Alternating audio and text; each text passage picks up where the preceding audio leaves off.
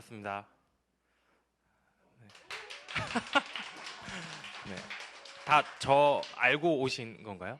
네. 어떻게 인스타? 페이스북? 네. 직장인들이신 거죠? 다 직장인 백수도 있으시고 아기 엄마도 있으신가요 혹시? 전업주부 네 축하드립니다. 아.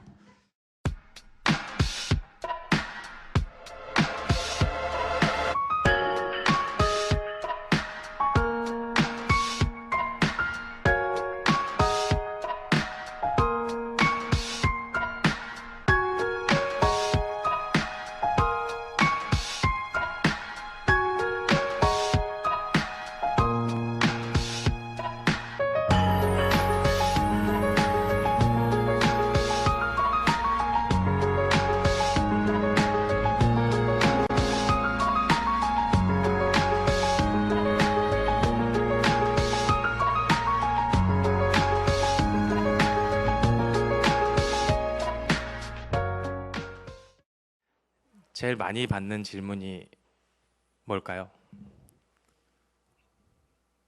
채팅으로 보내실래요? 네. 뭘 것 같으세요? 아, 그건 채팅으로 있다가 네. 예. 정답. 네. 맞습니다. 회사를 다녀본 적이 있냐라는 질문을 정말 많이 받아요. 근데 저는 이거 회사원처럼 오늘 일부러 입고 온 거예요. 회사를 이거 협찬 받았어요. 협찬. 네, 저희는 연예인이 아니니까 협찬 받으면 이렇게 많이 입어줘야 다음에 또 협찬이 들어올 것 같아서. 네, 저는 회사를 하루도 다녀본 적이 없어요, 사실. 근데 어떻게 이런 그림을 그리냐라는 정말 전투적으로 저한테 물어보시는 기자분도 계셨고, 그래서 어떻게 이런 그림을 그렸는지 아니면 그동안 제가 길진 않지만 어떻게 살아왔는지 그런 얘기를 같이 편하게 나누면서 그래서 제가 양경수가 저런 그림을 그렸구나라고 조금은 이해가 되실 만한 얘기들을 할까 해요. 네. 흥미진진하죠? 집에서는 이제 전통 미술을 하기를 원하셨지만 전 어릴 때부터 지금 이렇게 입고 다녀서 그렇지 어릴 때 제가 막 비보이하고 랩하고 되게 동네에서 이렇게 막 야 뭐 타고 왔어? 그럼 나 리듬 타고 왔지 막 이런 그런 류의 아시죠? 야 내일 뭐해? 그럼 당연히 힙합하지 뭐 이런 약간 중이 힙합병 걸린 그런 친구였거든요. 그래서 그런 불교 미술은 좀 저랑 안 맞아서 저는 서양화를 전공했고요. 서양화를 전공하니까 당연히 부모님이랑은 사이가 굉장히 안 좋아져서 제가 20살 때 집을 나와서 이제 홍대에서 친구들이랑 같이 살면서 진정한 스트릿 라이프를 즐기면서 일을 하고 살았죠. 그러니까 저는 20살 때 딱 집을 나오는 순간부터 사실 2만 원 들고 제가 가출을 했어요. 그때부터 뭐 아르바이트가 용돈벌이가 아니라 바로 이제 생존의 문제였죠. 그래서 클럽에서 일도 하고 뭐 바에서 일하고 그리고 진짜 일 없을 때는 공사장에서도 당연히 그때 할 수 있는 게 그런 거밖에 없으니까.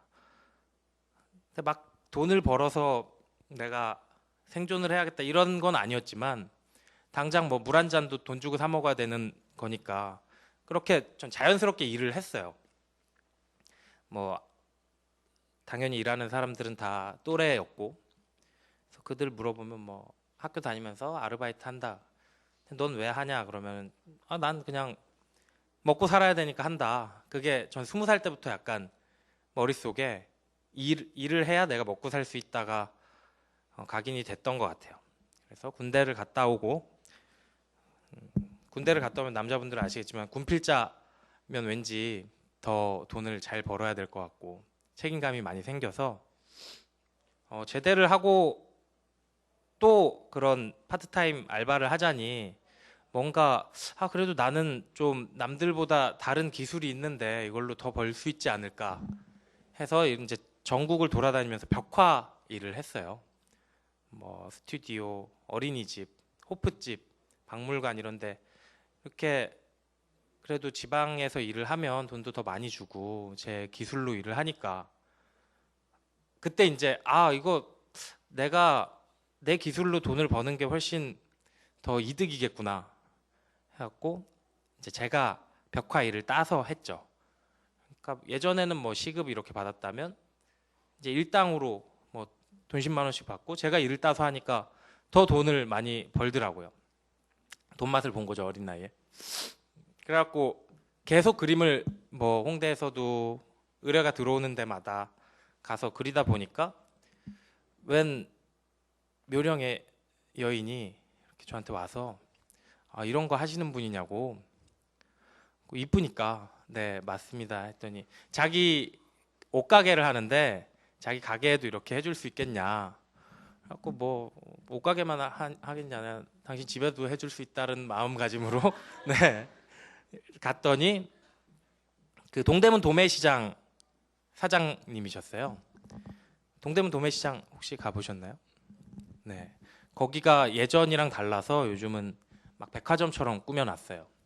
그게 제가 2007년이었고 그때 이제 처음으로 인테리어라는 거를 접했어요, 제가.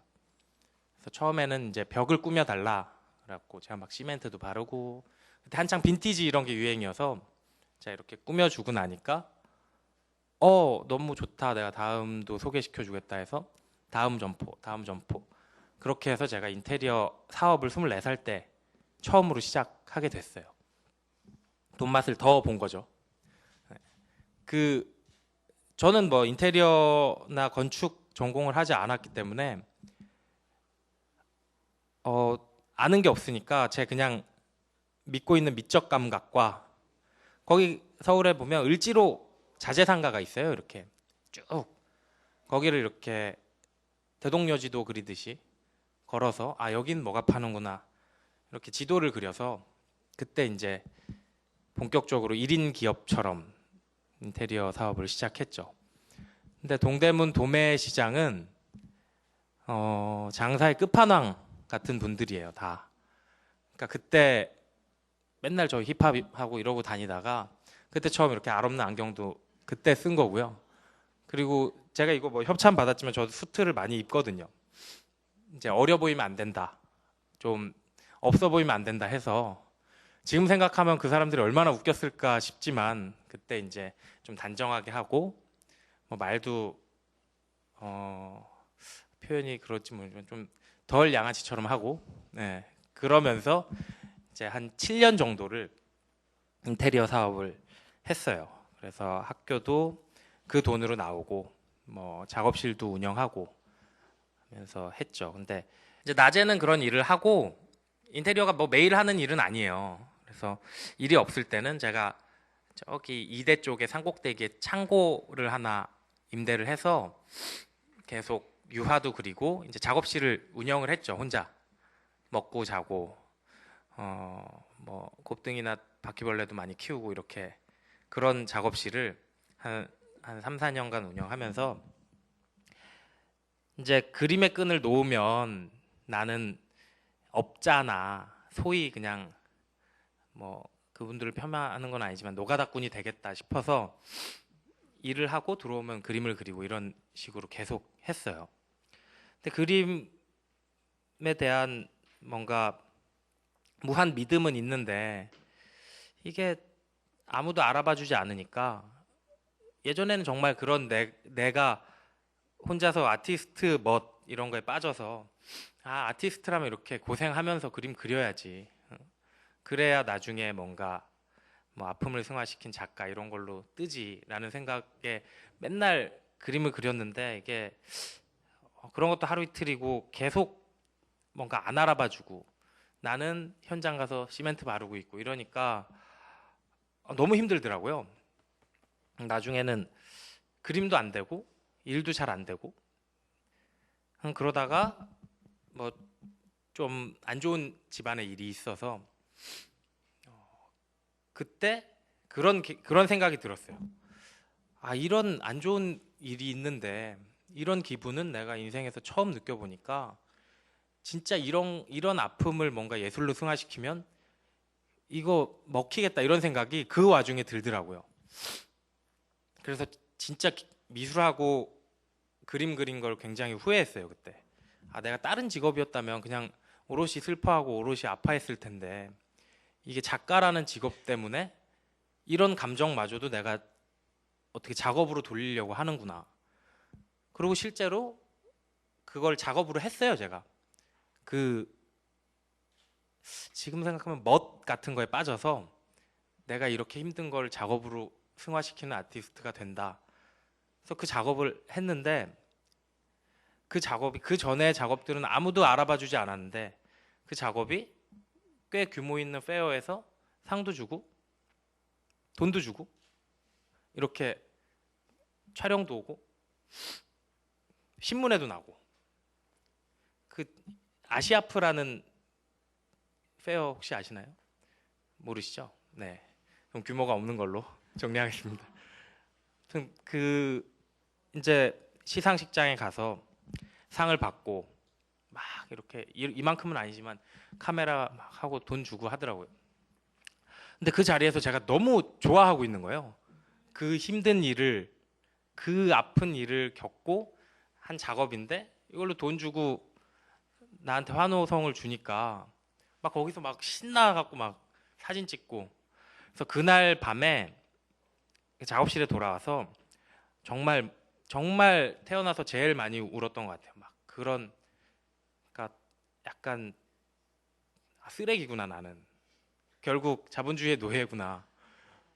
그리고 그렇게 막 아픈 그런 거를 그냥 표방한 어떤 잘 되고 싶어하는 작가일 뿐이구나 이런 생각이 들어서 그 계기로 내가 아닌 다른 이야기를 하자 그림에서 뭐 많은 이런 작가분들이 그것도 굉장히 좋은 주제긴 하지만 저도 그랬고 내면의 아픔 나의 아픔을 이렇게 미술로 예술로 승화시키는 작업을 굉장히 많이들 하시죠. 근데 저도 마찬가지였어요. 그게 멋있다고 생각했는데 그런 일을 겪고 나니까 완전 나를 뺀 작업을 하지 않으면 내가 살 수가 없겠다라는 생각을 해서 그 작업실을 졸업과 동시에 정리를 하고 제가 졸업을 굉장히 늦게 했어요. 중간에 돈 버느라고 돈 받아갖고 네. 정리를 하고 이제 남은 돈으로 그렇다면 내가 내 얘기를 뺀 남의 얘기를 어떤 방식으로 할 수 있을까 생각을 했더니 그때 당시에 웹툰이 우리나라에서 막 2012년, 11년 웹툰 작가가 돈을 잘 번다라는 얘기부터 시작해서 웹툰이 전국을 강타했죠. 패션왕을 중심으로 그 시기예요. 제 후배 친구기도 하고 그 희민 씨가 그래서 그런 얘기를 들으니까 나도 만화 어릴 때부터 저 원피스 정말 좋아하거든요. 원피스 아세요? 원피스? 예, 저 그것 때문에 해군 갔다 오고 뭐 그랬어요. 정말 예, 집에 피규어도 500개 막 이렇게 있고 멀쩡하게 생긴 오타쿠예요. 멀쩡한가요? 예. 아무튼 그래서 그때 만화라면 내가 막 서양화 이런 게 아니라 만화라면 좀 더 캐주얼하게 내 얘기가 아닌 다른 얘기를 할 수 있겠다 싶어서 학비를 내고 모든 걸 다 정리하고 한 150만 원 정도 남은 돈으로 컴퓨터랑 타블렛을 사서 이제 본격적으로 난 만화가다라는 마음가짐으로 만화를 시작했죠. 그 모든 것을 정리하고 전 컴퓨터 작업을 전혀 해본 적이 없었어요. 포토샵도 잘 못했고 뭐 일러스트레이터도 잘 못했고 근데 뭐 어차피 뭐 인테리어는 알아서 했나 다 그런 생각으로 그냥 뭐 하다 보면 되겠지. 그리고 어릴 때 다들 그림 하시는 분들은 만화를 그리면서 미술을 시작하거든요. 교과서에 낙서하고 저도 그걸로 시작을 해서 난 만화 잘 그렸으니까 시나리오도 제가 그동안 써놓은 게 있었고 그래서 만화를 막 그리기 시작했어요. 근데 이 만화가 웹툰 보시죠 요즘 웹툰이 일주일에 한 화 정도 올라오는데 그 몇 컷 같으세요?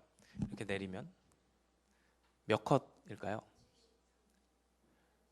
예, 한 100컷에서 140컷 사이더라고요.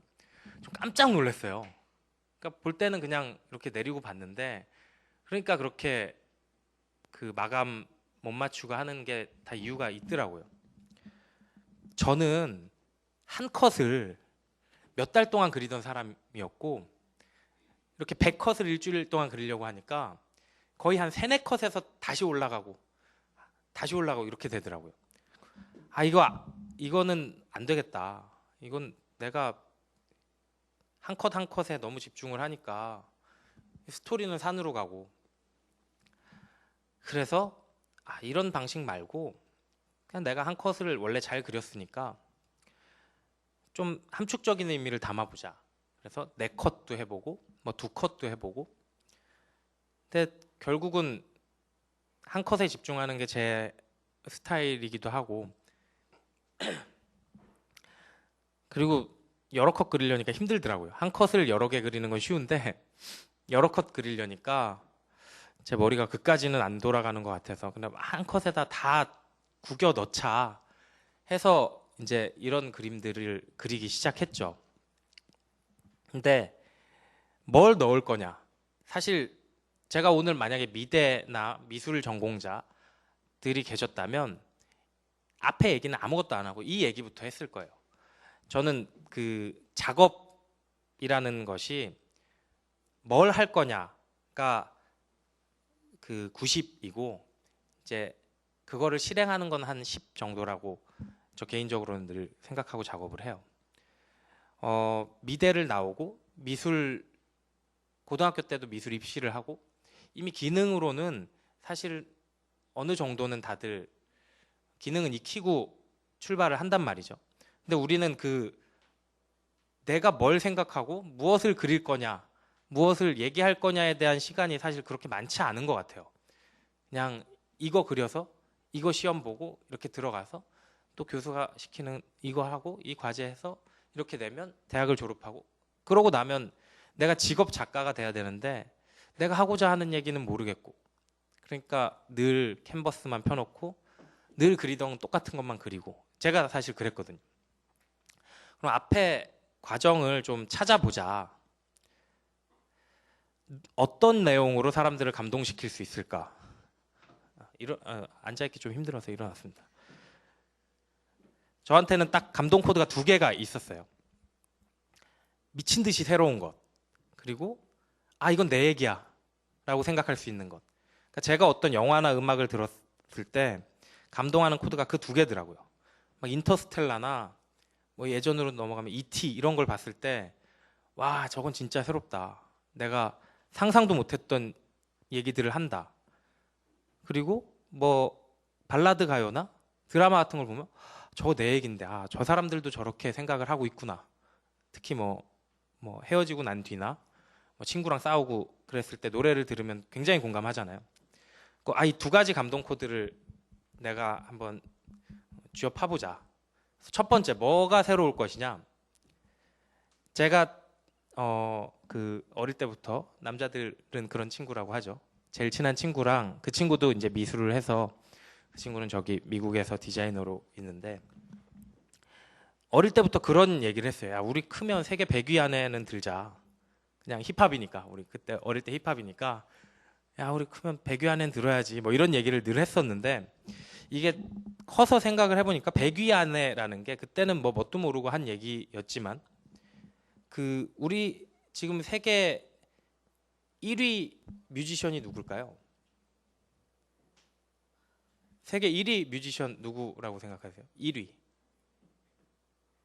다들 모르시겠죠. 근데 세계 100위 안에 드는 뮤지션을 뽑아봐라 하면 뭐 100명 다 뽑을 수 있겠죠. 자기 나름의. 그러니까 그런 생각이었던 것 같아요. 제가 커서 이제 어린 시절의 나를 이렇게 돌아보면 그냥 막연하게 세계 100위 하면 세계 1위 정도의 그런 사람이니까 세계 100위 안에 들면은 내가 뭐를 그려야 세계 100위 안에 들까 이런 생각을 하게 됐죠. 사실 미술하는 사람들이 못해도 한 1억 명은 될 거고 미술하는 사람 중에서 서양화를 하는 사람 또 몇 천만 명 될 거고, 그 중에서 만화로 갈아탄 사람 뭐 조금 줄어들겠죠. 어릴 때 힙합을 하고 이렇게 뭐 나와서 일하고 인테리어 하고 또 줄어들 거예요. 근데 불교 미술 집안에 자라서 뭐 이렇게 한 사람 확 줄어들죠 갑자기. 근데 그걸 깨치고 나와갖고 그런 내용으로 그림을 그린다? 정말 전 세계에 한 10명도 안 될 것 같은 거예요. 아마 그렇게 따지시면 다 전 세계에 한 명밖에 없을 거예요. 그러니까 그 내용을 그리면 내가 설득력은 있겠다. 뭐 이렇게 장황하게 설명하지 않아도 네가 왜 불교를 그려? 사실 저희 아버지가 어릴 때부터 저를 끌고 다니시면서 이런 얘기를 하면 그래도 명분이 있구나. 그래서 불교 내용을 주워 파보기 시작했어요. 제가 막 엄청난 불자이고 그러지 않아서 더 다행이었죠. 불교 어쨌든 종교라는 건 그 우리가 불교에도 이제 붓다라는 스승이 계시죠. 이게 얘기를 보니까 그 탄생 과정이 어떤 히어로물의 그 전개랑 똑같더라고요. 생각해 보시면 뭐 알에서 태어나거나 뭐 어떻게 해서 특수한 능력을 얻었거나 이런 다 히어로물의 공식이 있어요. 근데 뭐 그 공식대로 짜여졌다기보다는 제가 볼 땐 이런 이야기들을 갖고 히어로물에 이렇게 차용을 하는 것 같아요. 팔상도라는 불교를 조금이라도 아시는 분들이 계신다면 아마 아시겠지만, 팔상도라는 부처의 일생을 8가지 장면으로 함축시킨 이야기가 있어요. 이건 제가 만든 게 아니고 2600년 전부터 내려왔던 이야기고요. 근데 이걸 보니까 제가 생각할 때는 그 부처 그리고 부처의 제자들, 사실 그 시절에는 엄청 셀럽이었죠. 엄청 핫한 사람들이었단 말이에요. 막 다 계급 쌓이고 막 이런데 갑자기 팍 나와고, 야 그런 거 다 필요 없어. 인생은 뭐 이래. 네가 흔들리는 거야. 막 이런 얘기를 하니까, 그러니까 저는 늘 어떤 이렇게 내가 그 시대에 살았다면, 내가 그 사람이라면, 되게 좋아하시네요. 육아가 많이 힘드신가 봐요. 네. 그런 상상을 늘 하니까, 만약에 이 분이 요즘에 있었다면 어떤 형태였을까? 굉장히 힙하고 진짜 간지나는 사람이 아니었을까 해서 이렇게 부처의 일생을 약간은 팝스타처럼 혹은 그 히어로물에 나오는 히어로처럼 작업을 했죠. 그래서 보이시나요? 태몽을 꾸시는 장면이고요. 부처님의 어머니 태어나자마자 천상천하 유아독존을 외쳤다고 해요. 그리고 원래 왕자였는데 생로병사를 처음 접하게 되고 출가를 합니다. 세상 밖으로. 그래서 고행을 해요. 마귀를 물리치고 꺼져 이렇게 하는 거죠. 그리고 첫 설법, 이렇게 이게 나눠져 있는데 예전과 요즘이에요. 뭐 DJ가 음악 틀듯이 하면 사람들이 환호했다 이런 내용이고요. 이제 열반에 이른다. 나는 나중에 다시 돌아올게 하면서 I'll be back 하면서 가는, 이렇게 제가 표현을 했죠. 그래서 불교 박람회 때 전시 전날까지도 저는 내일 분명히 내가 스님들한테 어떻게 혼나겠다 이런 생각을 하고 전시를 열었는데, 아니나 다를까 혼내시는 분이 한두 분 계셨지만 너무 좋아하시는 거예요. 오히려 무릎을 치면서 이거라고, 요즘 불교는 이렇게 해야 된다고. 그래서 엄청 쫄았다가 엄청 기뻐서 그 뒤로 계속 전시를 했고요. 유럽에서 불교는 종교라기보다는 어떤 라이프 스타일이나 자기 삶의 철학, 그리고 굉장히 트렌디하게 받아들여요. 불교라는 거를. 다이소 같은데 막 불상 팔고 그래요. 쌓아놓고 막 불상 팔고 있고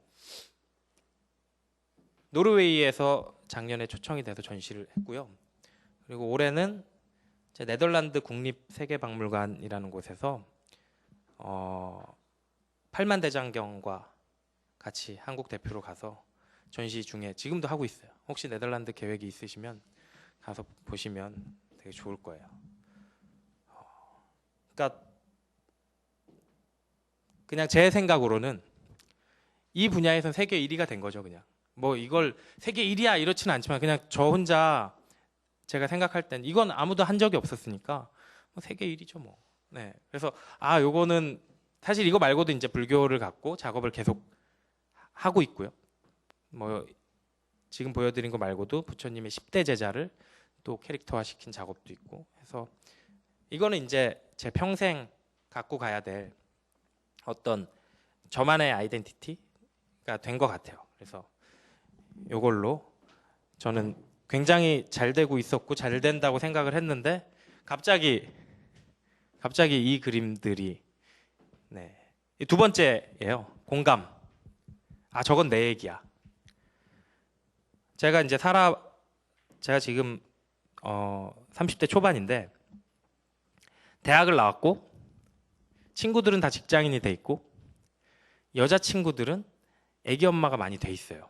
이제 막 육아를 시작했거나 뭐 그러니까 그들을 만나면 친구들 만나면 예전엔 다 야 뭐 내가 누굴 만났는데 뭐 야 쟤 이쁘지 않냐 뭐 이런 얘기를 했는데 요즘은 만나면 당연히 그런 얘기도 합니다. 그런 얘기는 평생 아마 60이 돼도 할 것 같아요. 근데 그 비율이 이제 회사 생활 힘들다. 왜냐면 저는 회사 생활 안 하니까 야 네가 안 해봐서 그래. 네가 어쩌고 막 이런 얘기를 굉장히 많이 해요. 그리고 애기 엄마 친구들 만나면 완전 바뀌어 있어요. 모든 건 육아, 모든 건 애기 이렇게. 이들의 얘기가 사실은 내 얘기겠구나. 왜냐면 제가 갑자기 60대 CEO의 삶을 그릴 수는 없으니까 살아본 적도 없고 사실 뭐 그래서 그들의 얘기를 내 얘기를 뺀 그들의 얘기를 한번 그려보자라고 해서 근데 그 회사 생활을 안 했는데 어떻게 그리냐라는 질문이 사실은 똑같은 것 같아요. 회사도 어떤 체계 안에서 남의 돈을 버는 일이죠. 내가 일을 해서. 근데 저도 꾸준히 제 삶을 보면 그 모든 일들이 누군가한테 일을 받아서 그의 입맛에 맞게 저는 오히려 다이렉트로 했던 일이라 사실 그 안에서 힘들고 막 짜증나고 이런 것들을 이쪽으로 옮겨 놓으면 이야기가 대부분 맞더라고요. 그리고 저는 직업이 작가이기 때문에 사실 아까 말씀드린 것처럼 내가 만약에 2600년 전 그 상황이었다면 내가 그곳에 있다면 어떤 생각을 할까? 내가 애기였다면 어떤 생각을 할까? 이런 생각을 늘 해요. 그렇다고 뭐 애기처럼 뭐 행동하고 이러진 않지만 그러다 보니까 이제 대사 같은 것들이 제 방식대로 이렇게 표현이 되는 거죠. 힙합도 좋아했었고 제가 진짜 막 가사도 엄청 많이 썼었고 그러니까 그런 펀치라인에 대한 되게 자부심이나 이건 무조건 해야 된다 이런 생각이 있어서 똑같은 사실 보시면 알겠지만 똑같은 상황이에요. 케이크를 먹으면 안 되는데 힘들다 이런 건데 그 대사나 단어가 제 방식으로 바뀐 거죠. 실어증 저런 것도 사실 일하기 싫은데 뭐 이런 거를 그냥 저 방식으로 재해석하고 뭔가 제 언어로 말을 한 거지 사실 이게 갑자기 뭐 우주 얘기 이런 건 아니잖아요. 우주보다 더 혼란스럽긴 하지만 회사 생활이 그죠? 네, 다들 대답을 안 하시네요.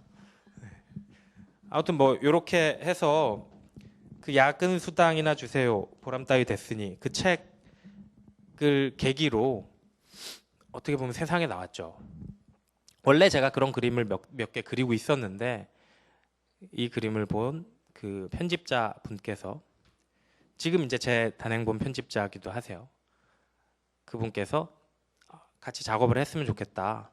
근데 책 내용을 보니까 사실 책 내용은 그렇게 막 속 시원한 내용은 아니었어요. 일본 책이었고, 그럼 내가 좀 웃기게 그리겠다 해서 사파를 넣고 표지까지 했더니 이게 잘 돼서 계속 이렇게 지금 이 자리까지 있는 것 같아요. 많이 보신 그림인가요, 이게? 네. 제일 공감되는 게 아무래도 다이어트겠죠? 네. 지금 이 그림들로, 그러니까 제가 요즘 광고가 굉장히 많이 들어오는데 요 내용으로 배우가 연기도 해요. 그 광고에서.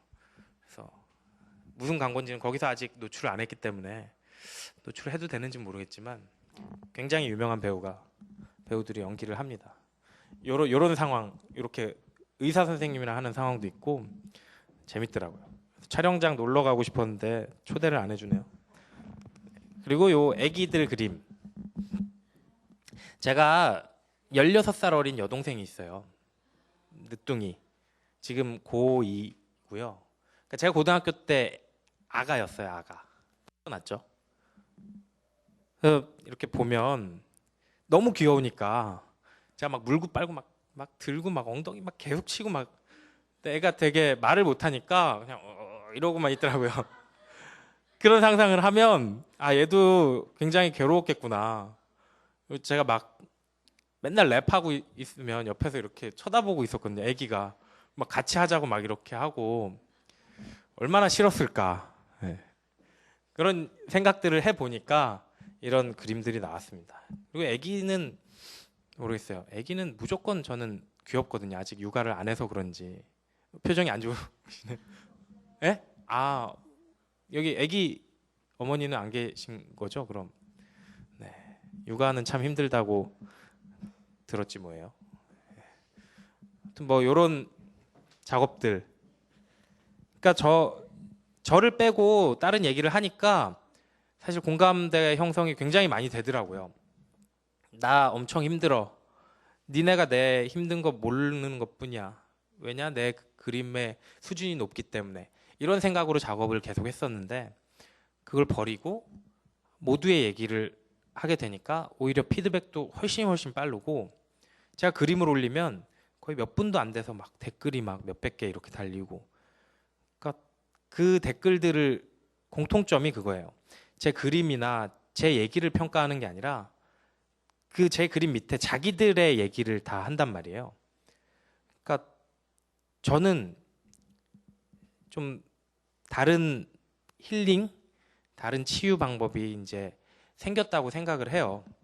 우리가 처음에 스마트폰 나오고 SNS 나왔을 때 뭐 소통 부재다, 뭐 만나면 맨날 이것만 하고 있다, 그래서 굉장히 안 좋게 생각했는데 사람이라는 게 어쨌든 좋은 방향으로 진화를 한다고 저는 생각을 해서 이제는 이거를 통해서 오프라인에서 공감하고 소통하고, 그러니까 예전에 힐링하면 무조건 마음을 가다듬고 이런 얘기 되게 공감이 가는 것 같았지만, 저는 어느 순간부터는 내 현실은 이런데 너무 이 구름에 대해서만 얘기하는 게 아닌가, 그래서 어느 순간부터는 힐링이 되게 되지 않았어요.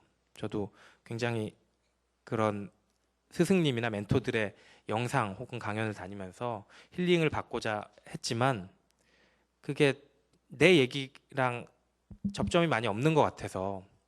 근데 이렇게 이 그림, 이런 일상 그림들을 보면서 사람들이 나 같은 생각하는 사람 또 있구나. 그 요즘 뭐라 그러죠? 무슨 시찰당한 듯, 내 뇌에 들어온 듯, 사찰당한 듯, 이런 막 현우 터진 되게 많아요. 저 댓글 다 보거든요. 그러니까 그런 식으로 하면서 서로 소통하고 공감하면서, 그래 다들 힘들구나, 근데 이렇게 웃고 떠들고 할 수 있구나, 그런 것들로 인해서 새로운 치유 방법이 생겼다고 저는 생각해요. 사람들도 이제 이 온오프라인을 자유롭게 넘나들면서 서로 대화하고, 그러니까 저도 지금 여기 있는 거겠죠. 저도 SNS로만 했었는데 이 자리에서 이렇게 얘기할 수 있는 게 다 그런 진화의 과정 때문이 아닌가 싶습니다. 궁금한 점 있으시면 정말 뭐든 물어보시면 제가 성심성의껏 답해드리겠습니다. 가장 애착이 가는 그림, 사실 뭐 너무 애착이 가는 그림들은 많고요. 근데 어쨌든 돈을 많이 벌게끔 시작해준 그림이 그 보람 따위 됐으니 그 그림이니까 그 그림이라고 해야 될 것 같네요. 밥벌이는 어느 정도 되시는지요? 네, 누구시죠? 아, 네. 이게 어쨌든 대기업 광고는 액수가 다르더라고요. 그래서 네, 요즘 정말 한 컷 한 컷이 저에게는 너무 제가 뭐 지금 하고자 하는 것들이 몇 가지가 있어요. 그러니까 늘 생각해 왔던 게 이게 그 컨텐츠라는 거는 그림이 됐든 음악이 됐든 굉장히 뻗어나갈 수 있는 여러 분야들이 있어요. 그리고 요즘은 시대가 좋아져서 그런지 내가 어디 미디어를 통하지 않아도 그냥 내가 채널을 만들어서 이 안에서 잘 돌아가면 그것 또한 힘을 갖고 그 안에서 수익도 창출할 수 있다고 보거든요. 제가 곧 빵이 나와요. 이 빵이 나와요. 네. 도시락도 얘기가 오가고 있고, 근데 빵은 나와요. 그래서 원래 그러니까 이런 얘기하면 되게 이상할지 모르겠지만 저는 좀 저 사람 간지난다, 진짜 멋있다 했던 사람들이 자기가 벌어서 뭔가 멋있게 이렇게 기부를 하든 멋있게 쓰는 사람들이 늘 동경의 대상이었거든요. 예를 들면 션 같은 분들, 차인표, 유아인 이런 사람들 보면 진짜 간지라고 생각했어요, 저는. 그래서 내가 많이 벌진 않지만 내가 벌이가 있을 때도 늘 그런 걸 하긴 했지만 이걸 좀 의미 있게 뭐 어디 재단에 기부했다 뭐 이런 게 아니라 이걸 좀 의미 있게 써보자 해서 지금 기획하고 있는 것들이 그런 것들이 있어요. 이제 제 주변에 영상, 음악 하는 친구들이 굉장히 많아서 이제 연재도 곧 하게 되는데 네, 거기서 음악도 나올 수 있거든요. 그래서 음악도 만들고 있고요. 그 친구들이 굉장한 실력임에도 불구하고 돈을 잘 벌지 못하는 우리나라 그런 구조 때문에 그래서 같이 작업을 해서 그 친구들의 이제 작업에 대한 것도 지불하고, 그리고 야근 습격이라는 채널을 만들어서 진짜 야근하는 데들 찾아가서 빵도 주고 음식도 주고 회식비도 주고, 근데 회식비 주면은 싫어한다고 해서 그냥 그 엠빵 해갖고 드릴까 뭐 그런 생각도 하고 있고요. 그러니까 그런 이제 뭐 어떤 방송을 통해서 뭔가를 한다 이런 것보단 그냥 소소하게 우리끼리 할 수 있는 구조가 너무 많이 생겨서 그 지금도 물론 방송국이시기는 하지만 이렇게 실시간으로 뭐 나가기도 하고 하잖아요. TV가 아닌데도. 그러니까 그런 게 너무 많이 생겨서 그런 생각들을 많이 하고 있습니다. 그런 걸로 뭔가 우리 이렇게 채널을 만들어서 재밌는 것들을 많이 하면 충분히 의미 있는데 돈을 쓸 수 있지 않을까. 사실 돈은 뭐 당연히 다들 그런 생각 하시겠지만 저는 진짜 잘 쓰는 게 제일 중요하다고 생각하거든요. 버는 거는 사실 버는 것도 힘들긴 하지만 이게 쓰는 순간부터가 돈이지 갖고 있으면 사실 돈은 아니잖아요. 종이니까. 그래서 잘 쓰는 거를 엄청 고민하고 있어요. 좀 간지나게 쓰고 싶어서. 그렇다고 막 제가 김연아 선수처럼 이만큼 있는 건 아니고 그러니까 제 분보다는 많이 벌고 있다고 생각을 하거든요, 지금. 그래서 그런 생각을 엄청 하고 있죠.